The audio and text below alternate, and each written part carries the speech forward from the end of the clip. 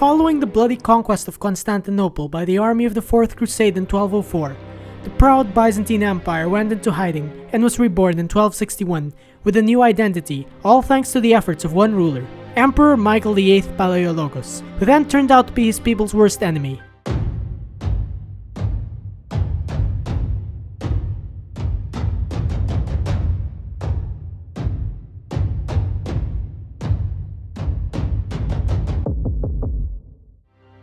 In the last episode of this new audio epic series by No Budget Films, we went over the reign of the Byzantine Emperor Michael VIII Palaiologos, how he became emperor in 1261 after the sudden Byzantine reconquest of Constantinople, and though he restored the imperial capital to Byzantine rule, everything was far from peaceful, as most of Greece was still under Latin states formed back in 1204.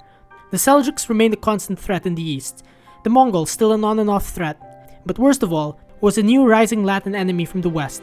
the Frenchman Charles of Anjou, who in 1266 invaded Italy and founded his own kingdom there with the intention to once again retake the Byzantine Empire for the Latins. But no matter how hard Charles tried, he still never came so close. For Michael, on the other hand, Charles was a constant headache,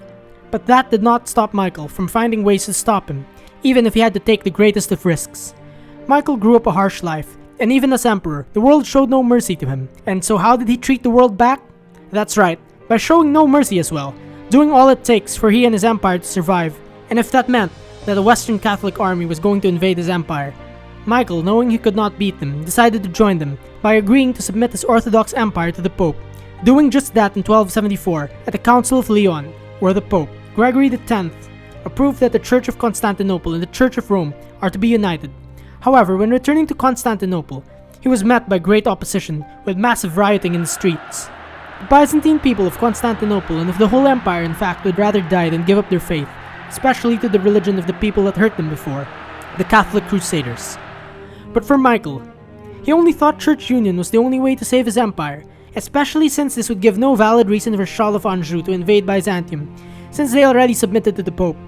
Therefore, they would no longer be seen as heretics. With all the stress he faced, Michael turned into a bitter and cold-hearted old man, and worst of all, the closest person to him, his own older sister Irene, who had even raised him, had turned on him for exactly submitting Byzantium to the Pope. And not only that, Michael's own wife Theodora too grew distant from him, and so was their son and heir Andronikos, who all believed Michael was nothing more but selfish. At the same time, Joseph I Galesiotes, the Patriarch of Constantinople Michael appointed a few years back, decided to resign, for he too, despite attending the Council of Lyon earlier, did not agree to church unity altogether. Though at least he resigned without a fight, making Michael appoint someone who was surely a Union supporter, and not at all a serious Orthodox Christian, which was to be Patriarch John XI Bekos. The old Georgos Doukas, meanwhile, despite being full Orthodox at heart, decided to support Michael's union, as due to his old age, he did not want trouble, but to instead spend his time writing about the epic adventure of an 80-year life he lived. Michael, on the other hand, made it his priority to put the entire church union he signed into full effect, and again, he executed this by showing no mercy, meaning arresting, exiling, torturing, blinding, and dismembering those who said the slightest thing against him and his church union policies. But at least Michael's own soldiers that were to carry out the job were still loyal to him with all their hearts. Now, aside from all the tensions that had just been brewing in Constantinople, let's look at what's happening in Greece. And if you remember, in 1268, the rebel Byzantine state known as the Despotate of Epirus ruler, Michael II Angelos, a bitter enemy of Michael VIII, had died, dividing his lands between his two sons, Nikephoros Angelos, who took the territory of Epirus itself, and John Angelos, taking Thessaly. Due to Michael VIII's harsh treatment to those who opposed his religious policies, these said people fled and sought asylum in either John Angelos Thessaly or Nikephoros Angelos Epirus. But little did they know that both brothers were backed by the ultimate Catholic enemy of Byzantium, Charles of Anjou. Michael VIII, though, had known that the brothers were supported by Charles, and that John Angelos of Thessaly was looking for an alliance with the remaining Latin Duchy of Athens. Michael VIII from Constantinople sent his younger brother, the General John Palaiologos, as well as their nephew, Michael Tarkaneiotes, with over 30,000 men, mostly consisting of Turkish mercenaries, as well as a large fleet, down to Greece, to attack the Duchy of Athens, in order to prevent them from assisting John Angelos. But before their arrival, John Angelos had already made it to the city of Thebes, which was part of the Duchy of Athens, making an alliance with the Duke of Athens, Jean de la Roche. The Byzantine forces soon enough arrived exactly here in the region of Boeotia, and set up camp, though they were caught by surprise when the Latin forces of the Duchy of Athens, as well as John Angelos, spotted them and charged their cavalry, which resulted in total disaster for the Byzantines here at the Battle of Neopatras. The Byzantines then fled in panic, but this was still not yet over for them. The Latin forces, knowing the Byzantines were not fully dealt with, yet assembled their fleet outside Athens and sailed up north to meet up with the Byzantine fleet and forces at a gulf known as Demetrias. Little did the Latin forces of Athens and their Thessalian allied army of John Angelos know that the entire Byzantine fleet of 80 ships were waiting to destroy them there, and once the 50-ship Latin fleet arrived there, the battle began. Though the Byzantine fleet was more in number, the Latins had a stronger advantage, as their ships had towers, making it easier for their archers to fire flaming arrows at the enemy. All while the battle began, the top commander of the Byzantine forces in this campaign, the Emperor's brother John Palaiologos, better known as the Empire's top bully himself, got word that his fleet was being destroyed, and out of pure bravery, John gathered as many volunteers as he could find from the region of Boeotia, mostly consisting of Greeks that hated their Latin overlords, and together they rode for 40 miles at the dead of night to the site of the battle itself. Just as the Byzantine fleet seemed to be losing, hope came when John Palaiologos' reinforcements arrived from the shore. Thus they fired flaming arrows straight at the Latin ships, causing many of them to either burn or flee in fear. As the sun rose, the battle continued throughout the entire day, and in it, the top general, John Palaiologos himself, met his end at the shore, when a large-sized Latin knight charged at him, knocked him off his horse, and stabbed him to death. And this knight that killed John was the Burgundian Hugh Sully,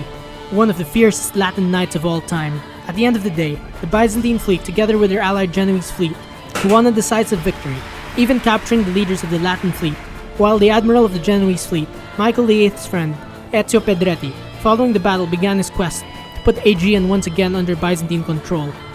Later in 1275, Michael Tarchanaiotis and Ezio returned to Michael VIII in Constantinople, reporting their great victory, but also the sad news that the emperor's brother had fallen, which was another heavy blow to Michael's now painful life as an emperor. With his brother now gone, Michael appointed no other than his other top general, the hero of 1261 himself, Alexios Strategopoulos, as the empire's new grand general, or Megas Domestikos. Michael, though, decided to celebrate his previous victory over the Latin fleet at Demetrias, but this victory was not enough to change his people's hearts, as deep inside, they would never forgive Michael for signing the church union the previous year. So rather than cheering, the people booed and threw stones at him, that Michael had to immediately flee back to the palace, ordering his general, the Latin-born Stephanos Raoul, to deal with the people with force by whipping them to head back to their homes. Though Michael had lost a lot of support from his own people and family, at least the Pope Gregory X was strongly on his side, for he saw Michael was doing that for some support for a war against the Muslim enemy, the same old Seljuk Sultanate of Rum in Asia Minor, in order to restore Byzantine rule and protect the still Byzantine Christians living there. But not all had turned out as planned, as in early 1276, Gregory X had died. Thus the union that had been signed at Lyon was now void. Over in Sicily, Charles of Anjou as its king now was ever more than ready to launch another invasion of the Byzantine Empire, considering his territories now included what is now part of Albania, right across the Adriatic Sea. Though the Latin Empire died out back in 1261, it still had a living heir, Philippe Courtenay, the son of the last Latin Emperor Baldwin II, who was highly favored by his father-in-law Charles of Anjou, especially since it was Philippe that was to be placed on Constantinople's throne if Charles were to take it back for the Latins. Charles had already known that in the restored Byzantium, most of the people preferred the deposed John IV Lascaris, whom Michael VIII had blinded after taking back Constantinople in 1261. And so to get the Byzantine people in favor of being ruled by him, Charles had a ruse of using one of his closest allies and hostages, Jean Clovis, son of Baldwin II's fallen general, Valentin Clovis, to pose as John Lascaris himself, considering Jean Clovis had similar features to John IV, and was the same age too, as both were born in 1250. At the same time, ever since Pope Gregory X died earlier in 1276, the papacy was in serious trouble. I mean very serious. As in this one year, there had been a total of 4 popes, one dying after the other. Though Charles was still safe here, having strong ties with the papacy, through a blindly loyal bishop serving him, the Italian Enrico Salviati. But when it came to Charles' dirty work, he had no other than the black-armored knight Hugh Sully. With all the instability happening in the papacy, Michael was again making sure the union he just signed was in full effect, and yes, not a day here went by without anyone being arrested or tortured. That one monk got his tongue cut out for saying the slightest insult against Michael, while another monk was blinded for doing just that. Soon enough, all prisons in the empire got so full that Michael had to issue a death penalty for literally anyone who possessed any book or paper that spoke against him and his union. Each day, the protests got worse and worse, that the imperial army had to go as far as attacking the mobs at will. And Michael, paranoid as ever, especially since his army faced a heavy defeat at Neopatras a year earlier, even if a decisive victory followed at Demetrias, decided to turn Constantinople's imperial palace into a military fortress, heavily guarded day and night with massive walls as thick as the 5th century Theodosian walls. It was not only in Constantinople though, where the unrest and riots took place. The same thing too was happening in the remnants of Byzantine territory in Asia Minor, especially in the remains of the old capital, Nicaea, which Michael previously had burned to make the people return to Constantinople and repopulate it. In Asia Minor, Michael's own decision for church unity did not only cause unrest, it caused the bitter schisms, especially since Asia Minor's locals were still loyal to the previous Laskaris Vatatis ruling family that Michael just destroyed, and Michael, not surprisingly, dealt with this with such viciousness that the people of Asia Minor chose to flee to the Turks and join them rather than submitting to Michael, the tyrant emperor. With all the Byzantine people deserting east to the Seljuks, tensions grew even more, that again the Seljuks continued their attacks in Asia Minor, in which Michael did not put much attention to this time, as ever since Charles of Anjou became a threat in the west, he put all his attention there. In the meantime, Michael's older sister Irene met with her brother's rival rulers, despots John and Nikephoros Angelos in 1277, having them set up a council aimed to anathemize Michael, the current pope, and Patriarch John XI,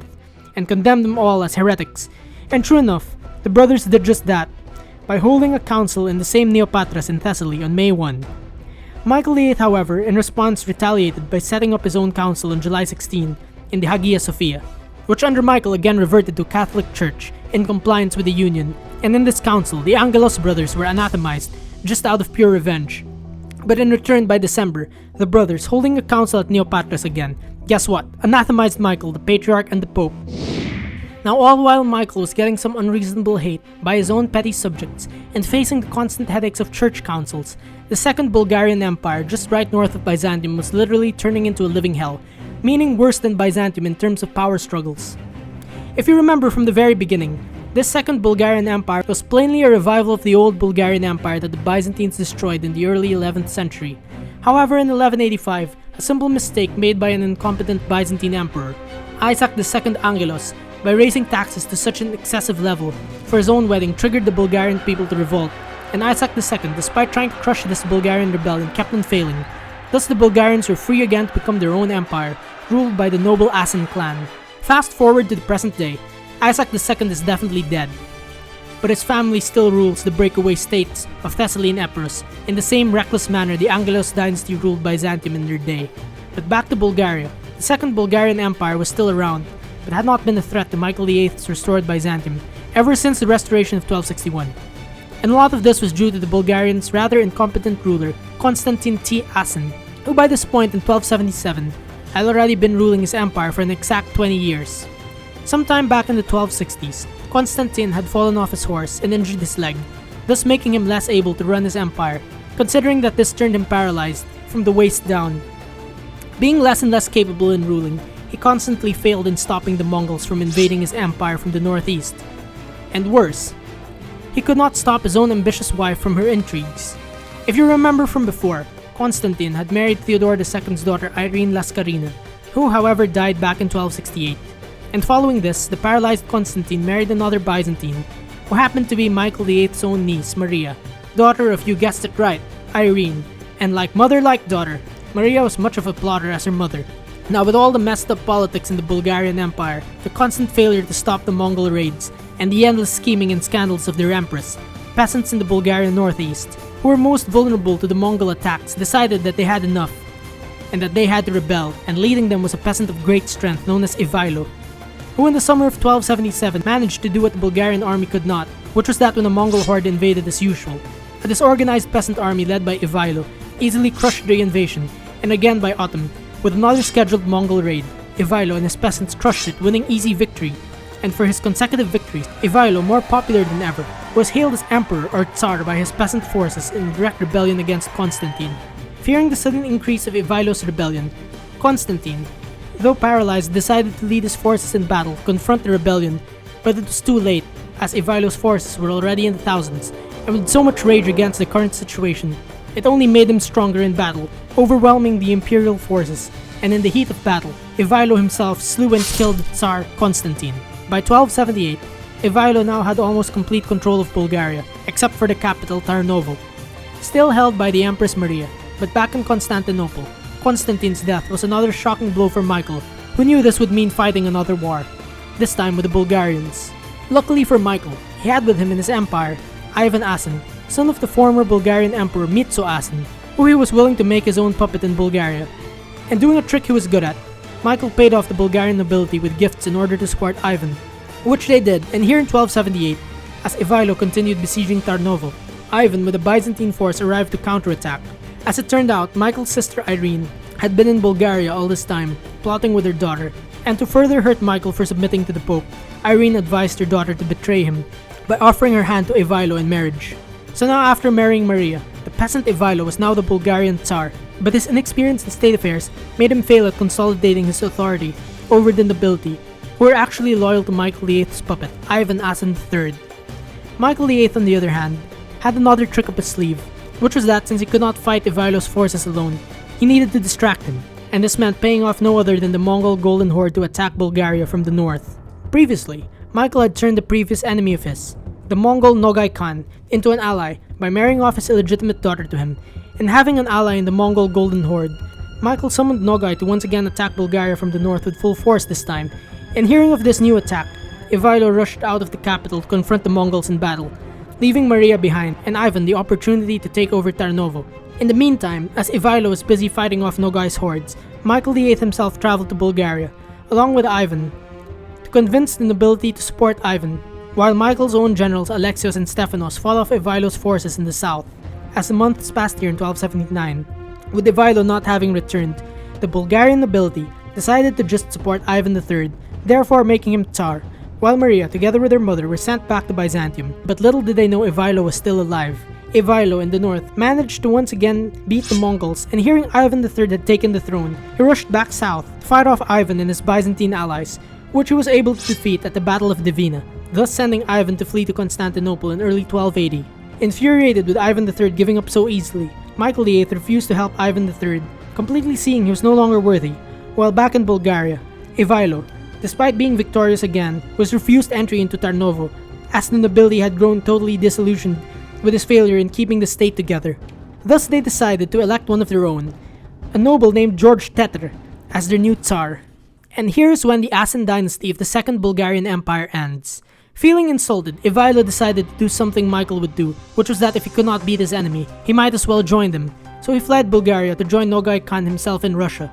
But when Michael heard of this, to fully have Ivailo finished off once and for all, Michael sent the dethroned Ivan Asen III over to Russia as an ambassador with secret orders for Nogai, who was Michael's son-in-law, and during a feast with both Ivan and Ivailo present, Nogai, in honor of Michael, personally killed Ivailo, though Ivan was spared, thus returning to Byzantium.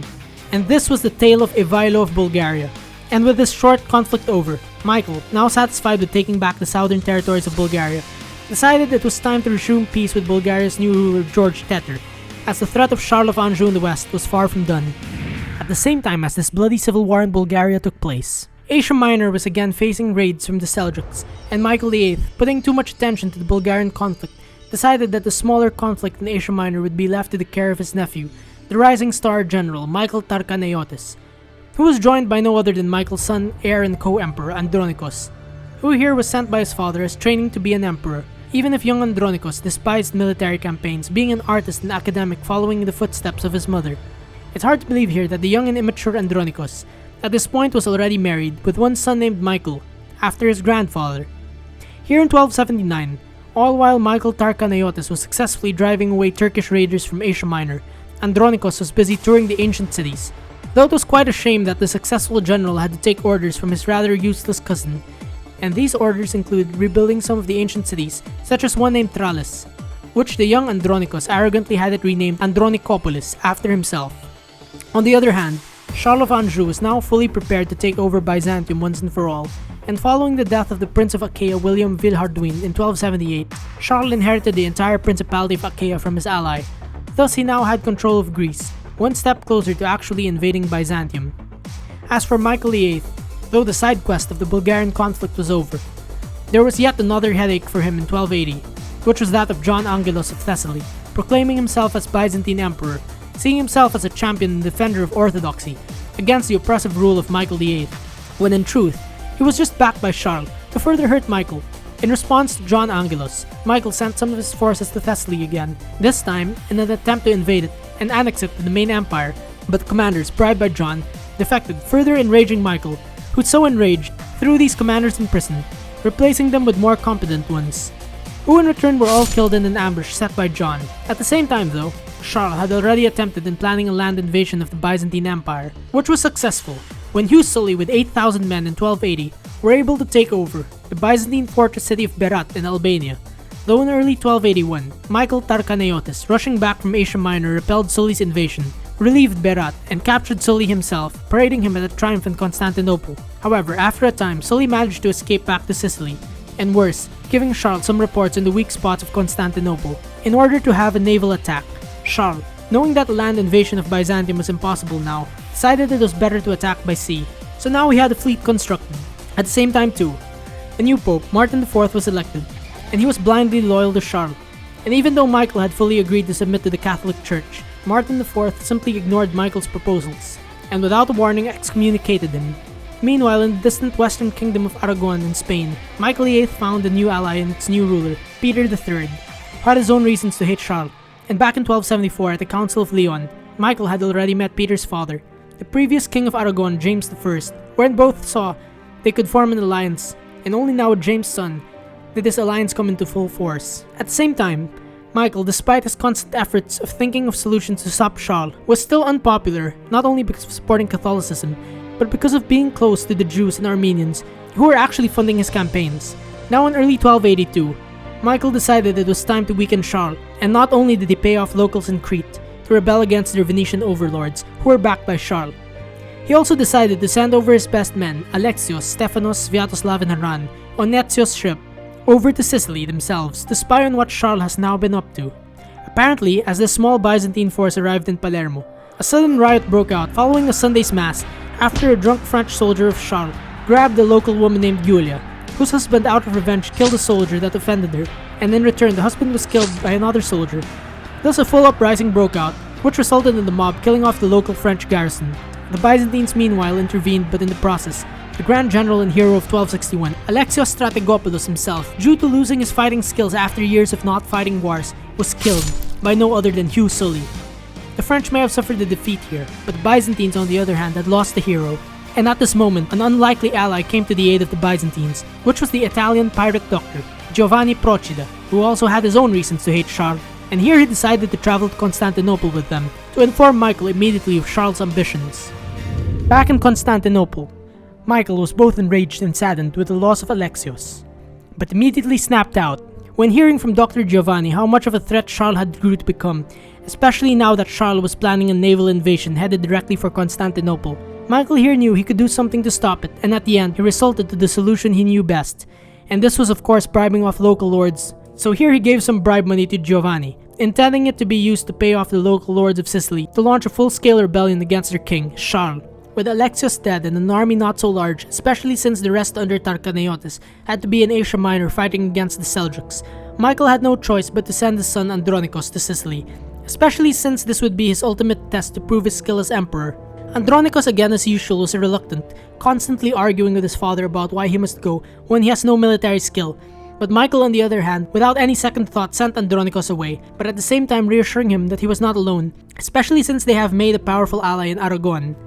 As the Byzantines with Andronikos, Dr. Giovanni, Stephanos, Sviatoslav, Haran, and Ezio set off for Sicily here, Michael was once again attacked by his own people, and in return, Michael shouted back at them, "Show some respect for your emperor, or I will drink from your skulls!" Right at this moment, an old friend came out of the blue.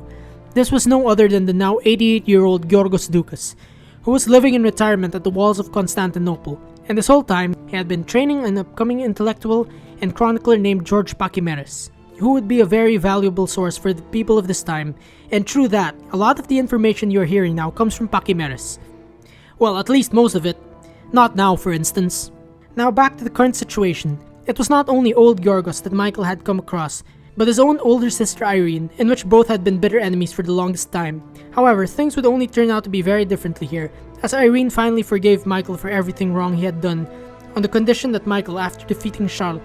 would renounce his union with the Catholic Church. Michael here also agreed on the condition that John Lascaris, who had been imprisoned in Michael's family castle for some 21 years now, would be released and moved to a monastery, thinking Charles would have already knew of John Lascaris' location. True enough, Charles' ultimate plan was to fully get rid of the Byzantine succession by killing off Michael, Andronikos, and John Lascaris, in order to fully claim the Byzantine Empire with Philippe as his puppet Latin emperor. Although Jean Clovis thought he should be the one put in power despite having no reason at all while Philippe had every reason, being the late Latin Emperor Baldwin II's son. And this petty issue got both Philippe and Jean into constant fights. The Sicilians now had been beginning to riot across the island, making Charles send Philippe to quell one of the riots, leaving Jean at the headquarters in Messina the moment the Byzantines arrived. With the Byzantines arriving in Messina, Dr. Giovanni immediately gave off the bribe money to the rebellion's leaders, the local lord Count Tommaso,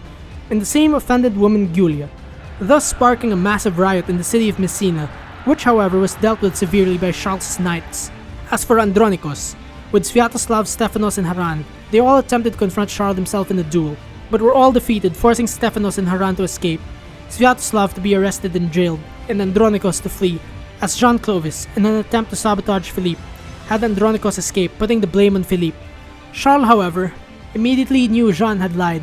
so Jean was mercilessly killed by Charles, who then ordered Sully to return to Byzantium to hunt down Andronikos and finally kill off Michael and John Lascaris. After some time, Andronikos managed to find himself back in the Byzantine Empire, settling in the now abandoned city of Nicaea, his birthplace, where he decided to give up on life, until the ghost of Alexios suddenly appeared, giving him some encouragement by showing Andronikos that the secret he knew, which the emperors of Nicaea, John III Vatatzes and Theodore II, showed to him back in the day. The relics of Constantinople's founders, Constantine the Great and his mother Saint Helena, in which Michael in his whole life never knew of. Michael in the capital ordered Irene to go and free John Lascaris, which she did, releasing the blind former emperor from 21 years of castle arrest, relocating him to a monastery nearby. Michael here knew Constantinople was no longer safe, and deciding to head to Thessaly himself to finally finish off the usurper John Angelos.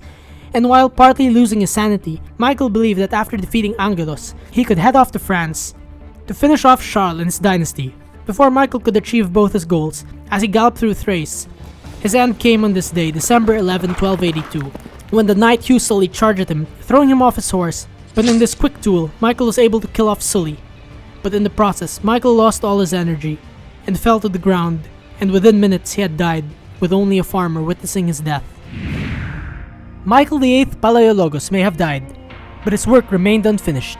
Hearing of his father's death, Andronikos rushed from Nicaea to the port town of Silimbria in Thrace, where his younger brother Constantine buried their father in secret at an unmarked grave at the dead of night, as burying him in the capital would trigger unrest and for Michael's tomb and name to be damaged. Following Michael's secret funeral, Andronikos was crowned as Emperor Andronikos II Palaiologos of Byzantium, and his first act was to finally cancel his father's unpopular church union, thus firing the Patriarch John XI and reinstalling the former Patriarch Joseph I, while the Hagia Sophia, after years as a Catholic church, again returned to being an Orthodox church as it was meant to be. The people of Constantinople meanwhile rejoiced at the death of Michael, now that they were free from an oppressive ruler, but Andronikos, now inspired to finish off whatever his father had started, sent a reinforcement Byzantine army to Sicily under Constantine's command, again with Ezio, who previously returned to Constantinople. In the meantime, Stephanos and Haran, as well as Giovanni, Giulia and Tommaso,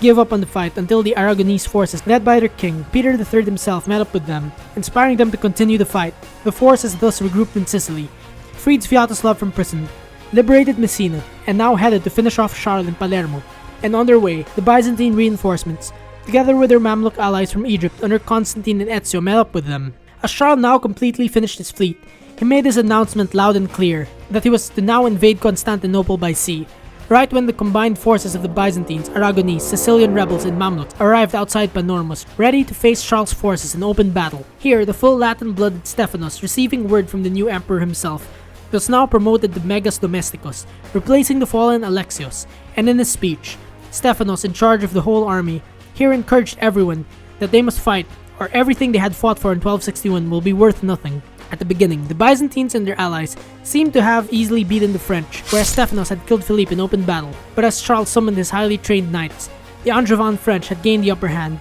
but it was not too long until the allies had the advantage again. Although Tommaso had been slain in battle, but so was Bishop Salviati with the use of Greek fire. As his side seemed to be losing, Charles tried to flee, But before he could, Sviatoslav with his spear stabbed him and threw him in the air, thus finally finishing off the Dark Lord Charles, even if it cost Sviatoslav his life. Now the Byzantines and their allies had once again won a victory. And just a few months after the battle in early 1283, Andronikos II had returned to Sicily, this time to acknowledge Peter III of Aragon as its king, and at the same time giving Byzantium's ultimate treasure, the relics from Nicaea, as a gift to the Sicilians, as Andronikos knew they would be safe there, as he could now foresee that even with his victory, the end for Byzantium was near. Out of all the Byzantine emperors, Michael VIII Palaiologos had gone a long way, from being the hero and liberator of Constantinople from the Latins, to becoming his own people's worst enemy for his own policies, but his reign was one of constantly fighting against the odds. Michael, despite coming from a wealthy and powerful family, grew up a hard life, making him believe that the world shows no mercy. Therefore, why show it? And his entire reign was defined by this philosophy.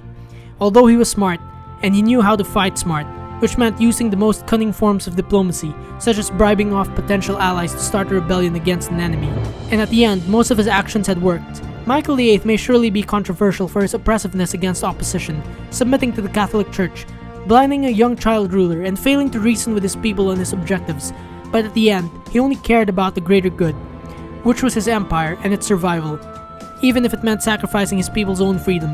At the end, all of Michael VIII's controversies and cruelty paid off, as through acts of both war and diplomacy, he saved his empire from the ultimate destruction of Charles of Anjou, who was fully dealt with through Michael's own scheming, which started the War of the Sicilian Vespers. And even though Michael died tragically as a heretic and traitor to his own people, he was still able to redeem himself, and with his death on December 11, 1282, died one of the last great Byzantine emperors, the restorer of the Byzantine Empire. Now don't forget to like this video and subscribe to my channel to see more of the history of Byzantium up to the fall of their empire in 1453, and hit the bell button to be notified. Thank you for watching.